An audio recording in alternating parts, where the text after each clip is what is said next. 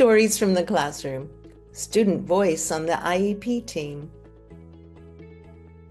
As a student, Nick learned to advocate for himself and have a voice in the development of his IEPs.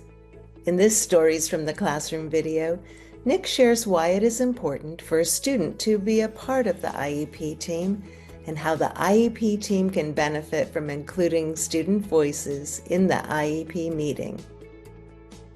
Well, I think the role of the student in the IEP is to basically help him or her become part of the team so that they can have their voices be heard, so that they can become their very own advocate.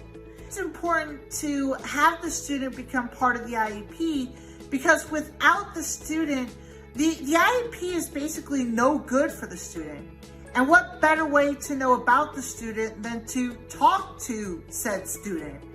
Because that way the student can address his or her wants and needs. It's also good for them because they get to learn how to advocate and know who is on his team, and also understand the teachers, the principals, and the parents' role.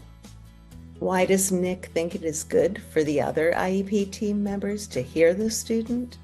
I think it's also good for them because it would provide them feedback on what worked and what didn't work, and if they need to change accommodations and set new goals for the upcoming year.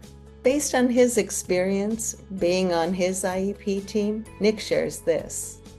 Even though there was a lot of paperwork to do, I have to admit, it was actually pretty cool to really address my voice. It also helped me to plan my future because it would give me opportunities to see what options I have available.